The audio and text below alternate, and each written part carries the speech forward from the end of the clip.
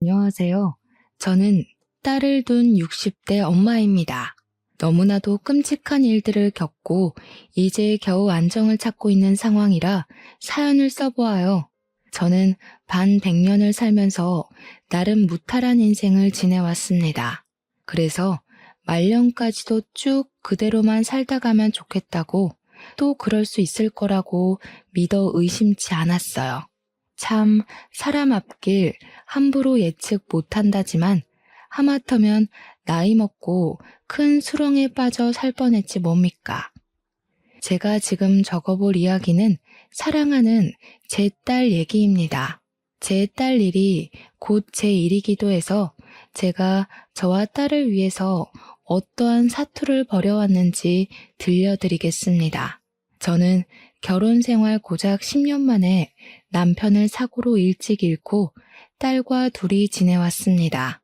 30여 년을 둘이서 의지하면서 잘 살아왔죠. 그 전에 남편이 있을 때는 여건이 여의치 않아도 살림 열심히 하고 알뜰하게 아끼고 살면서 우리 식구끼리 행복해보고자 노력이라도 할 수 있었는데 남편이 죽고 나서는 제 안의 모든 의지가 팍 죽어버려 앞날이 막막하기도 했었습니다. 그럴 수밖에 없는 게 당시에는 젊은 여성들이 돈을 당연하게 버는 시대가 아니었거든요. 또 제가 글도 가나다라 쓰는 것 말고는 잘 못했고 공부도 한번 배워본 적 없어서 경제 활동을 하자니 자신이 너무 없었습니다. 그러나 딸만큼은 저처럼 공부 못해서 바보로 살면 안 되니까 무작정 있는 대로 일을 시작했어요. 남의 집 방바닥 닦아주고 밥 해주면서 어렵게 딸을 키웠습니다. 하지만 그게 제 인생의 고비는 아니었어요. 기운 가세는 다시 세우면 되는 거였고 남편을 잃은 상실감과 아빠 잃은 딸의 공허함은 시간이 해결해 줄 테니 버티면 되는 거였으니까요. 또 우리 집 기둥이 무너져서 더 어려워진 형편인데도 불구하고 제 딸 또한 절대 굴하는 모습을 안 보였습니다.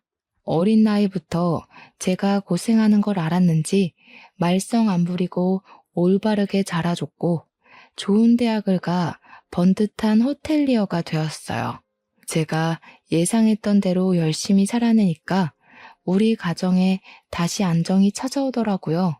이건 제가 삶을 포기하지 않은 것도 있었고 의지를 굳건히 할 수 있는 딸의 존재가 늘 제 곁에 있었기 때문에 좋은 결과를 내었다고 생각했어요. 제가 딸한테도 그런 마인드를 가르쳐줘서 그런지 딸도 학교 다닐 때 성적을 잘 못 봤더라도 다음에 잘 보면 된다는 긍정적인 마음으로 더 공부를 하더라고요. 딸 또한 저 때문에 좋은 영향 많이 받았다고 직접 얘기를 해줍니다. 그때마다 지치지 않고 달려온 고생이 싹 다 풀리는 기분이었어요. 딸은 20살이 되자마자 저를 돕기 위해 아르바이트를 했었는데 그러지 말라고 해도 저 혼자 고생하는 걸 싫어하던 녀석이었기에 딸은 그저 돈 벌어서 보탬이 되는 걸 좋아했어요. 그래서 강력하게 말릴 수도 없었습니다. 웬만하면 제가 할 수 있는 선에서 끝까지 딸 뒷바라지 해주고 싶었거든요. 돈 신경 안 쓰고 편하게 공부만 했으면 좋겠는 게 제 마음이었는데 또 자식 입장에서는 부모만 고생하는 걸 두고 보기 힘들었나 봅니다. 이것만으로도 제 딸이 얼마나 기특한 아이인지 느껴지시죠? 그래도 딸 덕분에 제가 굳은 일을 좀 줄일 순 있어서 마음이 편했습니다. 그때부터 우리 가정은 남들과 비슷한 모양새를 갖춰갔어요. 그리고 우리 딸은 남편을 닮아서 미모가 좀 출중한 편이었는데요. 유난이라고 생각할지 모르겠으나 예쁜 우리 딸한테 이상한 놈들이 들러붙지 않을까 엄마로서 걱정이 좀 되더라고요. 대학교 가는 것도 노심초사했는데 직장 생활을 시작했을 때는 여간 불안한 게 아니었어요. TV에 보면 나쁜 마음 먹은 총각들이 많더라고요. 아마 딸 가진 부모라면 딸의 짝이 될 남자가 무척 걱정되고 불안할 거라고 생각합니다. 그렇다고 딸 귀찮게 티를 내진 않았고 그저 사람 조심하라는 말만 한 번씩 던져줬어요. 정도를 지키면서 한다는 게 저도 좀 잔소리를 했던 건지 딸이 저더러 걱정도사라고 하더군요. 너무 장걱정이 많다고 제발 마음을 편하게 먹으라는데 딸이 그렇게 지적을 해줄 때면 저도 아차 싶어서 주춤거리게 돼요. 어쨌든 우리 딸 똑똑하니까 알아서 잘할 거라고 믿는 수밖에 없었어요. 실제로 제 딸이 어디 가서 사고치는 타입도 아니었으니 말이죠. 그런데 아무리 야무져도 20대 딸이 사랑 앞에선 풋내기일 수밖에 없다는 걸 망각했어요. 나이를 다 먹고도 실수를 하는 게 사랑인데 어린 청춘이 알아봤자 뭘 얼마나 알고 남자를 가려 만나겠습니까? 아니나 다를까 딸은 취업하자마자 남자를 사귀더니 1년 만에 결혼을 하겠다고 제게 그 남자를 소개해줬어요. 듣자 하니 남자는 승무원을 하는 사람이었는데 딸이 일하는 호텔에 자주 묵는다고 합니다. 오가다가 마주하면서 얼굴도 익히고 대화도 조금씩 늘게 되고 그렇게 마음이 맞아서 만나게 된 것 같았어요. 남자가 먼저 대시를 해서 시작된 관계라고 하더라고요. 근데 겨우 1년 사귀어 놓고 결혼하고 싶다고 고백한 게 제 마음을 불편하게 만들었습니다. 우리 딸 나이는 26살이었고 남자의 나이는 32살이었어요. 저는 우리 딸이 나이 30살 넘으면 결혼시키고 싶었거든요. 제가 젊었을 때야 26살이면 홍기가 꽉 찼다고 하지 요즘 세상에 26살 아가씨들이 어디 결혼에 쫓기는 입장입니까? 그러나 저는 별 말을 할 수 없었어요. 남자를 소개하는 딸의 표정이 너무 행복해 보였거든요. 어머님, 걱정 많이 하시는 것 같아서 말씀드리는데 저 정말 괜찮은 놈입니다. 여태 일해서 모은 돈도 좀 있고 절대 주연이 힘들게 안 할 자신 있어요. 허락해 주세요. 아이고, 누가 들으면 오해하겠네. 둘이 이렇게 예쁘게 만나고 있는데 내가 어떻게 반대를 하니? 지금만 봐도 자네가 우리 딸을 얼마나 행복하게 해주고 있는지 느껴져. 그러니 그런 부탁은 할 필요가 없다니까 그러네. 결혼을 빨리 하든 늦게 하든 딸이 행복하면 그만이라는 마음이 곧 들었습니다. 딸의 행복을 방해하고 싶지 않았어요. 그저 딸이 제 곁에서 힘든 시간을 꿋꿋하게 버텨줬기 때문에 어른이 된 딸까지 제가 통제권을 주고 흔들고 싶지 않았어요. 그래서 허락했습니다. 그렇게 딸의 남자는 저의 사위가 되었습니다.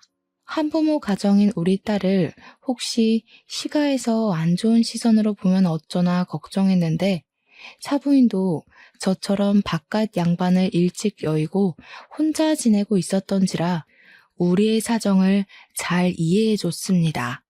그 사실만으로 딸의 결혼이 안심이 되었어요. 비슷한 가정 환경의 집안과 연을 맺는 거니까 저의 딸이 상처받을 일이 적을 거라고 생각했기 때문입니다. 딸과 사위는 서로 마음이 참 예쁜 한 쌍이었는데요. 결혼한 뒤에 서로 이 집에 살아야 되네, 저 집에 살아야 되네 의논하면서 마음 좋은 소리를 하더라고요. 그러나 저도 사부인도 애들이 분가하길 원해서 합가를 일찍부터 거절했습니다. 사위랑 딸은 저랑 사부인이 혼자 집에서 지내는 걸 걱정했지만 외롭다고 자녀들의 발목을 붙잡을 수는 없는 법이거든요. 그건 사부인도 생각이 똑같았던 건지 그저 둘이서 잘만 지내달라고 해줬습니다. 그래도 제 딸은 제가 혼자가 되는 게 영 마음에 걸렸나 보더라고요. 그렇게 느낄만도 할 것 같아요. 둘이서 의지하며 살아온 세월이 짧진 않았으니까요. 하지만 그건 그거고 딸의 인생을 언제까지 제가 붙들고 있겠습니까? 정말 괜찮아서 딸한테 신경 쓰지 말라고 했지만 딸은 기어코 제게 어떤 걸 제안하고 말았어요. 엄마, 한글 공부하고 싶어 했잖아. 내가 학원 끊어줄 테니까 다녀. 나 없다고 집에서만 있을 생각 말고 나 다니면서 운동 삼아 좀 걷기도 하고. 알겠지? 아유, 학원은 무슨 학원. 남사스럽게 다 늙은 사람이 공부해서 어디다 쓰겠어. 너 힘들게 버는 돈인데 괜한 곳에 쓸 생각 말고 적금이라도 하나 더 넣을 생각을 해. 엄마는 엄마가 알아서 잘한다니까. 내가 엄마를 모를까봐? 엄마 나 엄청 좋아하잖아. 나 없으면 보고 싶어서 끙끙 앓을 거면서. 나만 보고 살았으니까 이젠 엄마 하나만 생각하면서 살아보라고. 요즘 세상에 생각보다 즐길 거 많아졌어. 결국 딸은 제게 학원을 등록해줬습니다. 그곳은 저 같은 또래의 어른들이 많은 학원이었어요. 처음에는 딸이 이왕 등록을 해버렸으니 돈이 아까워서 하루 이틀 꼬박 다녔습니다. 그런데 막상 해보니까 하루하루가 알차서 생활이 꽤 나쁘지 않더라고요.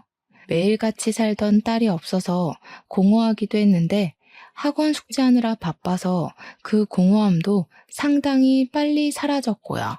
그래서 딸에게 그 다음 달 학원 수강도 좀 끊어달라고 했습니다. 글을 배우기 시작하니까 굳이 딸한테 전화 연락을 하지 않아도 문자로 가능해서 마음이 편했어요. 그동안은 딸한테 전화할 때마다 애 바쁜데 귀찮게 하는 걸까봐 생각 많이 하고 전화를 걸었습니다. 계속 학원에서 더 많이 배워서 진화로 말하는 것만큼은 문자를 하고 싶은 욕심이 생겨났습니다. 딸은 제가 무언가 다른 목표가 생긴 것에 대해서 자기 일처럼 기뻐해 주었습니다. 엄마한테 드리는 돈은 하나도 안 아까우니까 배우고 싶은 공부가 또 있으면 언제든지 말만 하라는 말까지 해줬어요.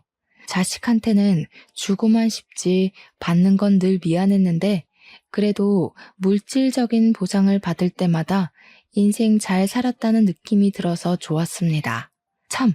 그리고 한글을 가르쳐주는 선생님이 명문대학원의 한국어 교육과를 나온 베트남 사람입니다. 처음엔 보고 외국인이 있어서 당황했는데 강의를 듣다 보니 외국인이 어쩜 그리 한국어를 잘하고 한국 문화에 대해 잘하는지 저보다 더 한국 사람 같아서 너무 신기했어요. 또 저처럼 선생님을 좋아하는 어르신들이 많았는데 선생님이 젊은 여성이라 다들 엄마 아빠 같은 마음으로 한국 반찬과 생필품을 많이 챙겨다 줬거든요. 선생님이 굉장히 상냥한 아가씨여서 베트남 간식도 만들어서 수강생들에게 나눠주고 하나하나 숙제도 꼼꼼히 봐주고 하더라고요. 그래서 저도 학원 선생님을 굉장히 좋아했습니다. 타국에서 왔다고 해도 선생님과 제 딸의 연령대가 비슷하다 보니까 외국인이 아닌 딸 같은 마음이 들더라고요. 저는 이 딸 저 딸 챙기느라 바빴음에도 외롭지 않은 삶을 보낼 수 있어서 좋았습니다. 이제 나도 죽을 때가 다 되었구나 라는 생각이 아닌 제2의 인생을 맞은 기분이었어요.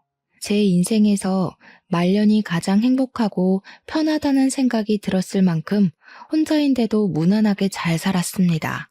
그럼 무탈한 세월이 한 1년 반 정도가 더 지났을 겁니다. 어느 날 우리 딸한테서 전화가 왔는데요.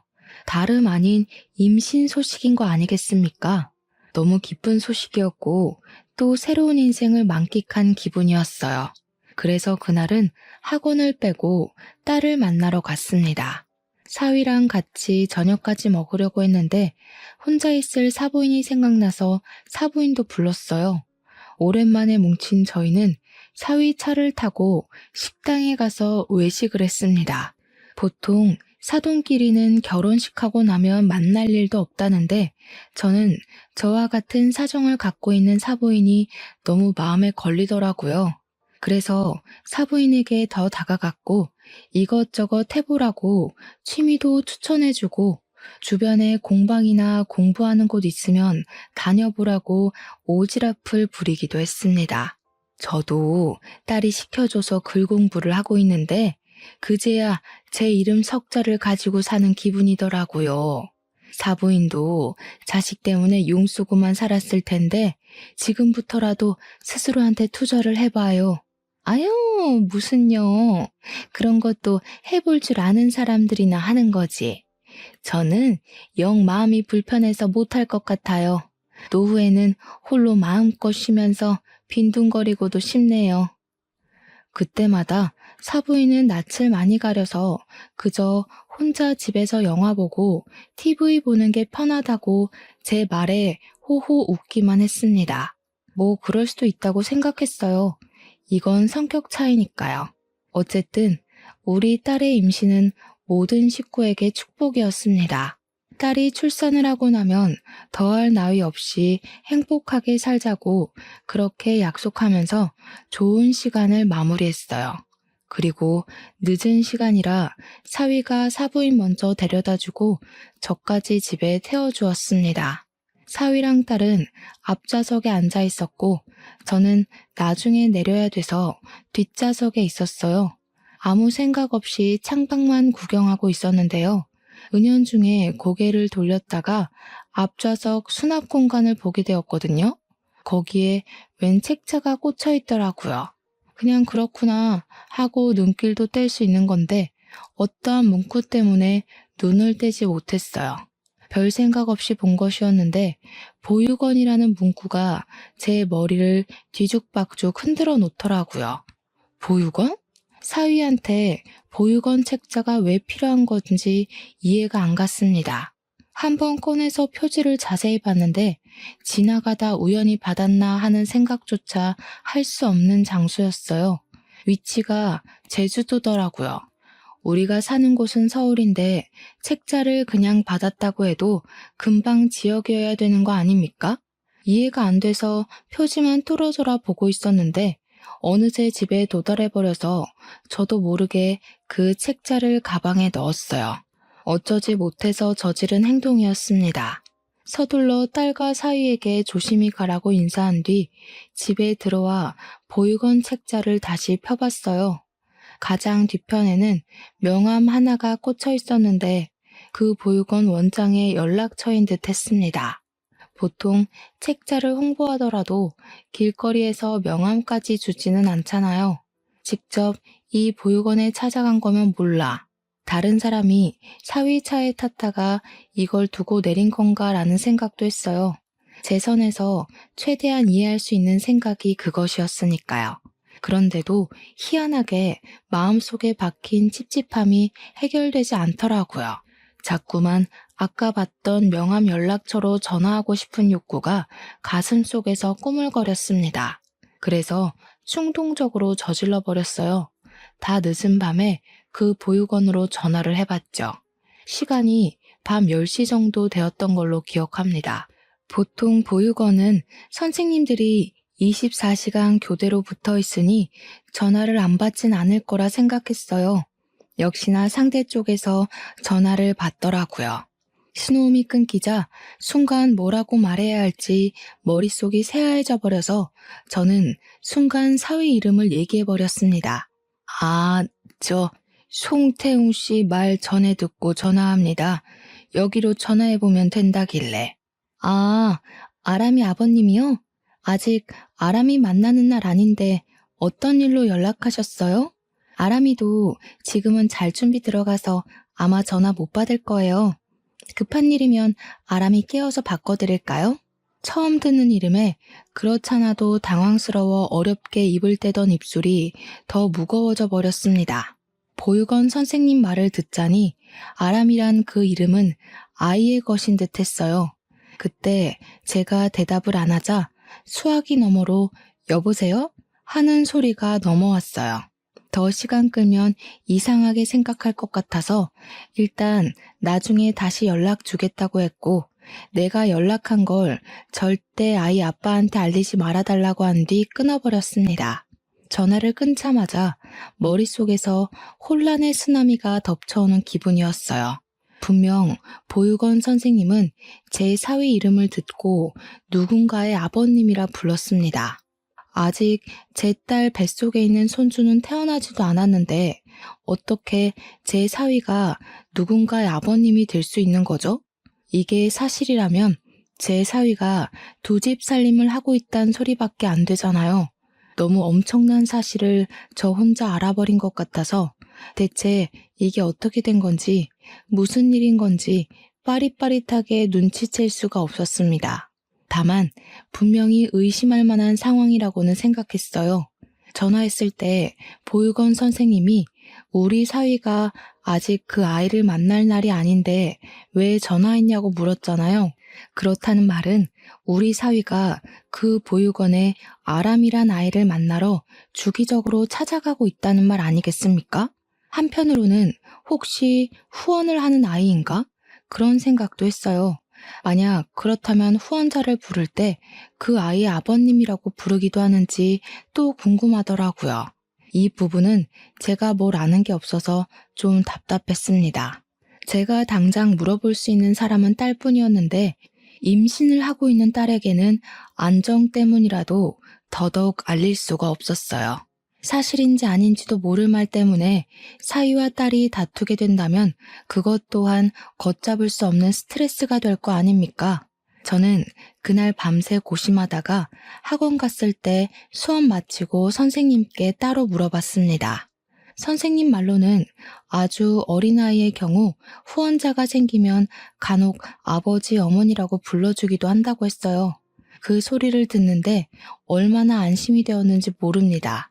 괜히 말도 안 되는 걸로 사위를 의심할 뻔했어요. 오히려 사위가 좋은 일을 하고 있었는데 왜 이런 걸 우리한테 안 밝히고 몰래 선행하고 있었는지 좀 서운하기도 했습니다. 어쨌든 저는 그날 이후 마음 놓고 우리 딸의 출산일만 기다렸어요. 그렇게 방심을 해버린 사이 저는 딸 출산 후 2개월 뒤에야 믿을 수 없는 사실을 직면하게 되었습니다. 제주도 출장 때문에 집을 비우게 된 사위 때문에 제가 딸 집에 가서 이틀 밤을 자기로 했었어요. 겨우 이틀 밤 자는 건데도 딸 생각하는 엄마 마음이 다 그렇듯 가는 김에 딸에게 이것저것 해주고 싶어서 저는 짐을 바리바리 싸들고 딸 집을 갔습니다. 그때 딸이랑 저녁을 먹으면서 딸한테 어떤 얘기를 들었는데요. 남편이 며칠 전부터 제주도 가서 사는 건 어떠냐고 물어보네. 갑자기 웬 제주도냐니까. 어머님도 제주도 이사 가려고 준비 중이라더라고.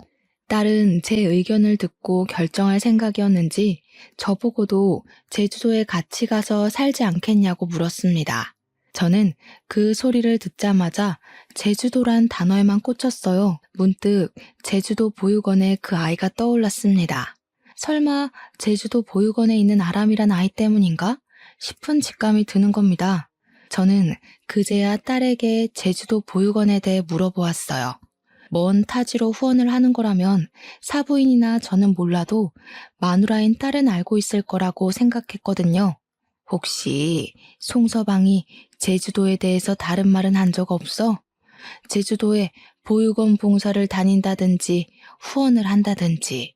당황스럽게도 딸도 사위가 후원이나 보육원 방문하는 걸 들어본 적 없다고 했습니다.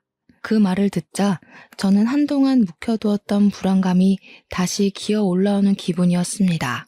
심지어 딸은 사위랑 연애를 할 때도 보육원 얘기하는 건 못 들어봤다고 했어요.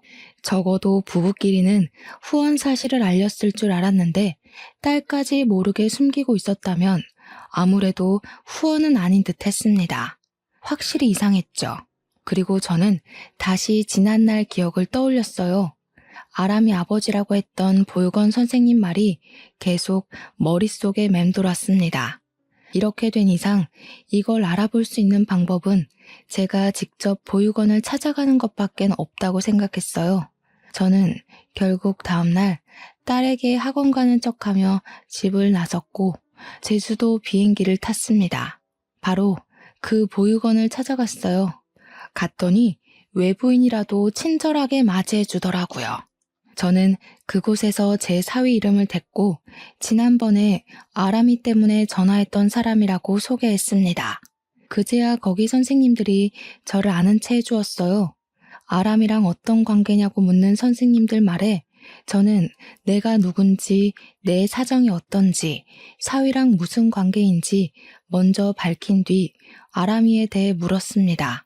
그러니 선생님들이 갑자기 말해주길 꺼려 하더라고요. 저를 이상한 사람 보듯 서로서로 눈치를 보기도 했습니다. 안 그래도 아람이 아버님 곧 오실 거예요. 물어보시는 것들은 저희 입장에서 아람이 아버님 허락 없이 함부로 대답해 드릴 수 없을 것 같아서 직접 물어보시는 게 좋을 것 같네요. 아니요. 제 상황 들으셨으니까 사위놈이 뭘 숨기고 있는지 아실 거 아닙니까? 그놈 내 사위라고요. 나도 모르는 손주가 있다는 건 말이 안 되잖아요. 좀 도와주세요. 이게 어쩌면 아람이를 위한 길일 수도 있다고요. 제가 사정하면서 조르자 선생님들은 결국 백기를 들었고 제게 사위에 대해 알고 있는 걸 얘기해주기 시작했습니다. 일단 아람이란 아이는 사위의 아들이 맞다고 했어요. 아람이는 우리 딸이랑 결혼하기 전부터 이 보육원에 맡겨진 아이였고 아람이 엄마 되는 사람은 외국인인데 애 낳다가 과다출혈로 사망했다고 했어요. 아람이 엄마랑 사위는 직업이 똑같아서 오다 가다 잘 마주쳤던 사이였는데 그게 인연으로 발전되어 애까지 생긴 것 같더라고요. 사위는 엄마 잃은 아들을 혼자서 내버려 두기가 좀 그래서 그 애를 데리고 한국으로 들어와 보육원에 맡겼다고 합니다. 웬 듣도 보도 못했던 사정이라 저는 충격에 한동안 자리에서 일어나지 못했습니다. 근데 제가 여기서 의문을 느꼈던 부분이 또 하나 있었는데요. 선생님들이 해주는 얘기를 들으면 들을수록 어디서 많이 들어본 스토리 같다는 것이었어요. 그 생각은 머지않아 해결이 되었습니다. 우리 사위랑 직업이 똑같았다. 오다 가다 많이 마주친 인연 때문에 사귀었다. 외국인과 한국인의 커플? 그 사이에서 아들을 가졌었다. 이 사실은 전부 다 제가 다니고 있는 학원 선생님의 스토리와 흡사했어요. 얘기를 듣는 도중에도 얘기가 끝난 후에도 왜 학원 선생님이 자꾸 생각나는 건지 몰랐어요. 일단 저는 사위가 곧 온다는 말에 황급히 자리를 떠야 했습니다. 역시나 선생님들께는 비밀 보장을 부탁했고 보육원 근처에 숨어 있었어요. 그리곤 제발 아니길 바랬던 우리 사위를 목격해버렸죠.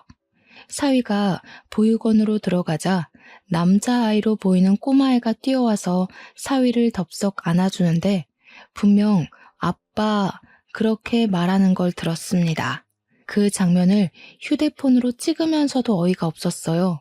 근데 더 어처구니가 없었던 건 한 타임 늦게 나타난 사부인의 존재 때문이었습니다. 그러니까 이건 지금 사위가 몰래 애 갖고 있다는 걸 사부인도 다 안다는 소리가 되어 우리는 같은 아픔을 가진 식구인 줄 알았는데 감히 나랑 딸한테 사기를 치고 결혼을 진행하다니 너무 화가 났습니다. 저는 확실한 장면만 휴대폰에 담고서 더 보지도 못하고 바로 서울로 날아갔어요. 그리곤 혼자 있는 딸 집에 가서 얼른 딸한테 짐 챙기라고 일렀습니다. 영문을 모르던 딸은 계속 저한테 왜 그러냐고 붙이면서 짐도 안 싸고 손 놓고 있길래 결국 그 자리에서 다 말해주었습니다. 송서방한테 애가 있대. 사부인도 다 알고 있었더라. 어떻게 우릴 감쪽같이 속일 수 있다니? 애 엄마 되는 사람도 멀쩡히 살아있던데 기가 차서 정말. 무슨 말도 안 되는 소리라고 있어. 뭘 잘못 알았겠지. 엄마 학원 다녀온 거 아니었어? 갑자기 뭐 때문에 이러는 건데. 제 말을 이해도 못하고 믿지도 않는 딸에게 저는 제주도에서 찍어온 영상을 보여줬습니다. 그러자 제 폰을 아사가 몇 번이고 재생해서 확인하던 딸도 저처럼 크게 충격을 받았어요. 거짓말이라고 우길 수도 없게 동영상 찍힌 날짜부터 영상 파일에 제주도라고 뜨는 위치까지 그리고 사위 얼굴과 사부인 얼굴까지 똑똑히 보이자 딸은 아예 반박하지 못했습니다. 그렇게 저는 딸을 데리고 집으로 돌아오게 되었고 바로 학원 선생님에게 전화를 했어요. 언제나 상냥한 선생님 목소리가 들리자 착한 선생님한테 몹쓸 짓을 했을 사위놈이 더 미워지더라고요. 저는 선생님에게 사위 이름을 대면서 아들을 낳았다고 했는데 혹시 애아빠 이름이 송태웅 맞냐고 물었습니다. 그러자 선생님이 깜짝 놀라면서 어떻게 알았냐고 하더라고요. 제 예측이 맞아서 정말 기가 차고 마음이 아팠지만 저는 차근차근 설명을 해주었어요. 선생님은 끝내 울음을 터뜨리고 말았습니다. 그 새끼가 자기 앞날에 우리 아기 존재가 방해된다고 훔쳐갔어요.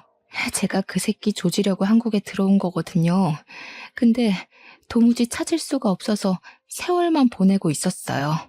울면서 제게 하소연하던 선생님은 울음을 진정하자마자 분노를 표하면서 당장 우리 사위를 만나고 싶어 했습니다. 그러나 사위를 만나기 전에 태어나서 한 번도 안아보지 못했던 아들 먼저 만나고 싶다 했어요. 저더러 혹시 애가 어딨는지도 아냐는 선생님의 말에 저는 보육원 주소랑 연락처 알려줬고 아람이란 이름을 가진 아이라는 것도 가르쳐 주었습니다.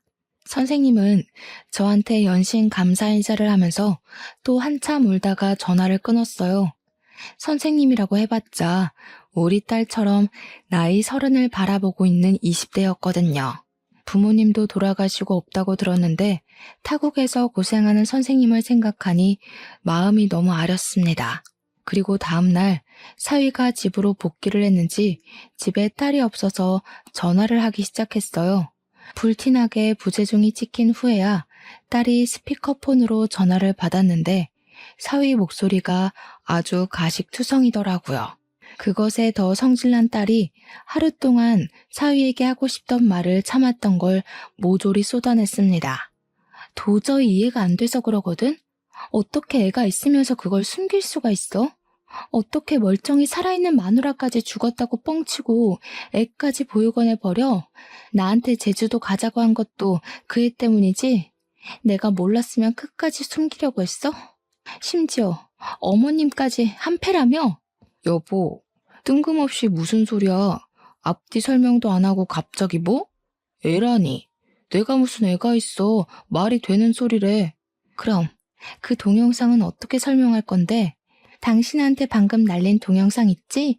전화 끊고 그거 본 뒤에 변명 제대로 생각해서 다시 연락해. 딸은 그대로 사위 전화를 끊어버렸습니다. 딸이 제 폰에 있는 동영상을 받아 가서 통화 도중에 사위한테 보냈어요.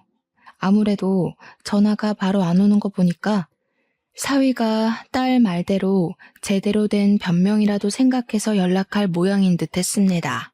그리곤 시간이 꽤 흘러도 사위한테서 다시 연락이 오질 않았어요. 변명조차 안 하는 사위에게 더 화가 난 딸은 사위에게 더 이상 기회를 주지 않고 문자로 이혼을 통보해버렸습니다. 그런데 사위가 의외의 방안을 생각해냈더라고요. 그 사실을 바로 사부인한테 얘기했던 건지 사부인이랑 같이 우리 집을 찾아온 거 아니겠습니까? 사부인, 이것 좀 보세요. 우리 아들 이혼한 적 없고 사부인이 보셨다는 애도 호적에 없어요. 그런데 이혼이라니요.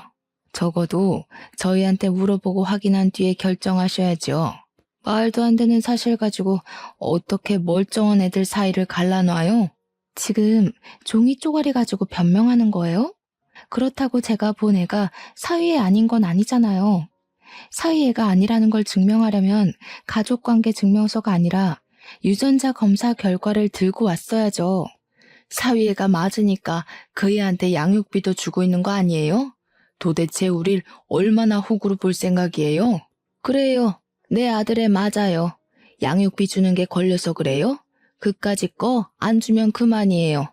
우리 아들이 착해서 그래도 지 씨로 태어난 자식이라고 책임지려고 했던 거라고요. 그 아이는 사부인이랑 며느리가 싫다고 하면 그 길로 끊으면 그만인 관계예요. 그딴 것도 자랑이에요? 어떻게 핏줄을 버린 애만에 함부로 짓거릴 수가 있어요? 이렇게 무서운 사람들인 줄 알았으면 절대 내 딸 안 보냈을 거예요. 다 필요 없으니까 저희 소송할 겁니다. 돌아가세요. 고소할 거란 말에 사부인은 저희에게 애원하던 걸 관뒀고 바로 얼굴색이 돌변해버렸습니다. 상견례 때 봤던 내내 하던 착한 얼굴은 다 사라지고 표독스럽기 그지없는 분위기로 바뀌었어요. 부모나 자식이나 참 매정하네. 부모 없는 애가 불쌍하지도 않아요? 두 사람 말대로라면 우리 아들이 그 애를 갖다 버려야 된다는 건데 그게 도리에 맞는 행동이라는 겁니까? 고상한 척은 다 하더니 진짜 몰상식한 건 당신들이네. 어디다 비교해요? 책임질 짓을 했으면 당연히 책임져야지. 그게 뭐 대단한 일이라고 땅떵거리는 겁니까? 아무데나 싸지르고 애 만든 걸로 모자라 멀쩡히 살아있는 부인까지 죽었다 뻥치지 않았어요? 불쌍한 애를 엄마도 못 만나게 보육원에 숨겨두는 게 더 몰상식한 거 아닌가요? 애 엄마라니 이건 또 무슨 소리래? 애 엄마 죽었거든요? 지금 보니까 사부인이 말 지어냈는데 선수시구나? 애 엄마가 살아있었으면 내가 우리 아들을 왜 장가 보냅니까? 그 애랑 엄마랑 결혼시켰지. 왠지 사부인이 애엄마 죽었다고 우길 것 같았습니다. 그래서 제가 선생님을 이리로 불렀어요. 그날 선생님은 비행기 편이 결항되어 제주도로 가지 못했고 사부인과 사위가 우리 집을 들이닥쳤을 때 제가 몰래 연락을 넣었어요. 선생님은 그렇게 찾고 싶던 애 아빠를 보러 우리 집으로 날아오다시피 찾아왔습니다. 때마침 사부인이 애 엄마를 부정하고 있던 참이었는데 타이밍 좋게 선생님이 등장했어요. 열린 현관문으로 선생님이 들어서자 인기척에 돌아본 사위가 먼저 선생님을 발견했고 선생님을 보자마자 사색된 얼굴로 굳어버렸습니다. 그 전까지만 해도 사위는 사부인 뒤에만 숨어서 당당하게 어깨 펴고 있었는데 선생님과 마주하게 되니 그 기세가 한순간에 무장해제되고 말았어요. 선생님은 사위 얼굴을 보자마자 그간 당했던 서름이 폭발했는지 사정없이 사위의 귀싸대기를 날려버렸어요. 이 쓰레기 새끼야. 감히 내 아들을 데리고 도망을 쳐? 여태 숨느라 고생 많았겠다. 내가 죽었다고 소문내고 다녔다면서? 날 버리고 싶었으면 그냥 조용히 떠날 것이지. 왜 내 아들까지 데려가? 선생님이 악을 지르자 놀란 사부인은 당황한 기색을 지우고 뒤늦게 선생님에게 대항했습니다. 선생님을 엄청나게 싫어했었는지 바로 막말을 퍼붓더군요. 이 천박한 게 누굴 손대? 그러게 애를 낳긴 왜 낳아? 돈 줄 테니까 지우라고 했지. 네가 어른 말을 귓등으로 쳐들으니까 이사달이 난 거 아니야. 내가 너 이럴 줄 알았다. 우리 아들 앞길 막을 줄 알았어. 너처럼 싼 년이 우리 아들을 넘본 것부터가 주제 넘는다고 생각했는데 기어코 사고를 쳐? 사부인은 기본적으로 선생님이 외국인이라 무시하고 있었습니다. 듣자 하니 사위랑 선생님 사이에서 애가 태어난 후 사위가 당황해서 사부인한테 말을 한 것 같더라고요. 그래서 사부인은 자기 아들이 외국인이랑 사고친 걸 몰래 해결해준다고 사위한테 애 훔쳐라, 애 버려라, 애는 한국 보육원에 숨겨라 등등 이 파렴치한 짓을 시켰던 거였어요. 사부인은 우리한테 화가 난 감정을 외국인 하대하듯 선생님에게 풀었습니다. 선생님을 마구마구 패면서 자꾸 선생님 때문에 사위 앞길 망했다고 원망을 해댔어요. 더 이상 그 모습을 볼 수 없었던 저는 급히 주변에 있는 걸 주워들었고 바로 사부인에게 던져버렸습니다. 마침 제가 던진 게 우리 손주 똥기저귀 갈아놓은 거였더라고요. 기저귀가 날아가는 힘에 못 이겨 풀어졌는데 그 때문에 사부인 머리통에 노란 똥이 덕지덕지 묻었습니다. 냄새로 이물질의 정체를 눈치챈 사부인이 악 비명을 지르며 꼼짝도 못하고 서 있었어요. 그러자 사위가 안절부절 못하면서 이게 뭐하는 짓이냐고 저한테 성질을 내는 겁니다. 아무리 경우가 없어도 그렇지 어떻게 사돈되는 사람을 이런 식으로 대하세요? 당장 저희 엄마한테 사과하세요. 무슨 이유가 있든 폭력은 정당화 안 된다고요. 장모님이 이러신 것도 폭력이에요. 사과 안 하시면 저 이거 그냥 못 넘어갑니다. 못 넘어가면? 법으로 따져보자고? 나야 좋지.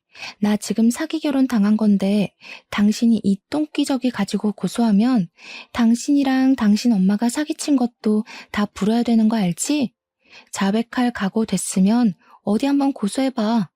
여보, 알았어. 진정해. 내가 잘못했어. 근데 나 진짜 당신이랑 이혼하고 싶지 않아. 저 여자 사랑한 적 없고 애도 끝까지 책임질 생각 없었어. 당신은 저 여자랑 다르단 말이야. 나 당신한테는 다 진심이었다고. 당신을 믿고 안 믿고는 내 몫이거든? 근데 이미 당신이랑 당신 엄마가 어떤 사람인지 알아버렸는데 어쩌냐? 나 지금 당신 얼굴 마주보고 있기만 해도 치가 떨려. 나더러 앞으로 범죄자를 데리고 살라고? 우리 애 아빠 할머니 될 사람으로 범죄자를 두라고? 그럴 바엔 버리는 게 낫다고 보는데? 사위는 이혼하자는 딸의 말에 똥줄이 탔는지 답답해했습니다. 대체 자기가 답답할 게 뭐 있는지 모르겠네요. 자기 분에 못 이긴 사위가 딸을 붙잡으려고 하자 그건 또 지켜볼 수 없던 저는 쓰레기통에 있는 똥기저귀를 들고 사위 앞에 가서 휘저었어요. 사위가 놀라서 황급히 뒷걸음질 치더라고요. 네 자식 똥인데도 더럽냐? 그러니까 자네가 그 정도밖에 안 되는 거야. 자넨 아빠들 자격이 없어. 결혼을 100번 1000번 해봐라.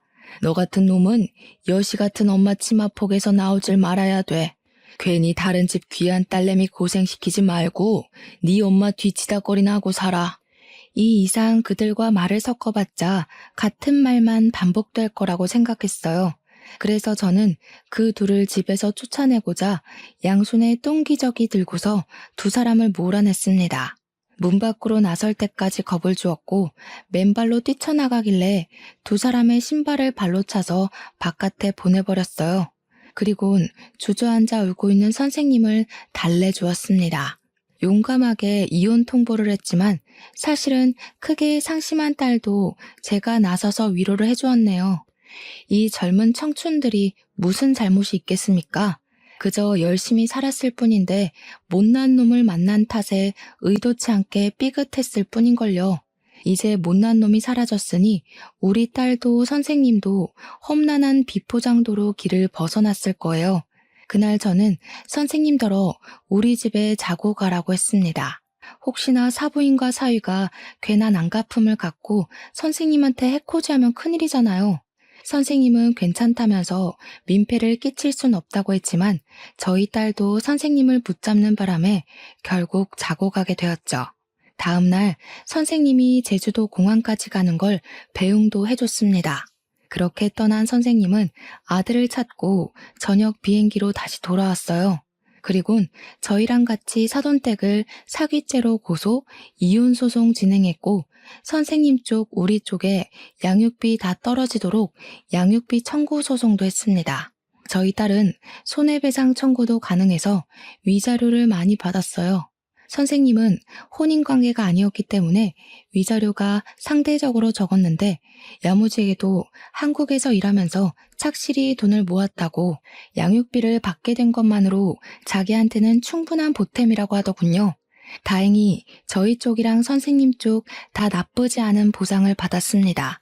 단지 한창일 아가씨들 가슴속에 남은 상처는 어떻게 지우기가 어렵겠죠. 그래도 소송이 끝나고 나서는 서로 웃을 수 있게 되어 얼마나 안심이 되었는지 모릅니다. 사위의 실체를 알았을 때 제 딸 인생이 망해버리는 거 아닌가 싶어서 정말 너무 무서웠거든요. 그 충격적인 일이 이 정도로 마무리된 것도 어찌 보면 행운이라고 생각합니다. 그렇게 한 달이 지난 현재 저희 딸은 물론 손주도 건강하게 잘 지내고 있습니다. 학원도 계속 다니고 있어요. 그리고 아이랑 같이 살게 된 선생님은 제게 너무 고맙다면서 학원 수강을 무료로 듣게 해줘요. 괜찮다고 한사코 말리며 돈을 내려고 해도 선생님은 자기 인생을 구해준 은인에게 감히 돈을 받을 수 없다고 단호하게 말을 하더라고요. 어른 생각하는 마음은 어쩜 우리 딸과 비슷한지 모릅니다.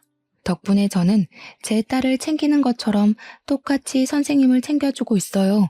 명절 때도 혹시 갈 데 없으면 우리 집 오라고 해줬습니다. 그랬더니 고맙게도 정말 우리 집을 찾아와 주더라고요. 선생님이 저를 친정엄마 생각하듯 명절마다 자기 아들을 데리고 오는데 늘 감사하다는 말을 입에 달고 살아요. 감사는 제가 더 감사했죠. 선생님 식구 덕분에 저 또한 명절에 북적거리며 지낼 수 있어서 얼마나 즐거운데요. 저희 딸도 다행히 선생님과 자매처럼 잘 지내고 있습니다. 한때 선생님은 승무원이었고 딸은 호텔리언이 직종도 비슷했거든요. 대화도 잘 통했고 또 둘 다 애엄마다 보니까 육아 정보도 알아서 잘 공유하면서 나름 재밌게 지내고 있어요. 저는 얼떨결에 손주가 둘이나 된 셈인데 마치 대가족이라도 된 것처럼 집안 조용할 날이 없어요. 그런데 그게 좋네요. 여유가 되면 반려동물도 분양받아 볼까 생각 중입니다. 아무튼 하마터면 큰일 날 뻔했던 딸 인생과 제 인생이 우여곡절 끝에 낭떠러지를 피했다는 얘기 잘 해주셨으니까요. 아마 올해 오늘 다 갖다 쓴 게 아닌가 싶습니다. 앞으로는 행복한 일만 있겠죠. 여러분들 앞날만큼은 부디 낭떠러지 구간이 적기를 바랍니다. 긴 사연 들어주셔서 고맙습니다. 행복하세요.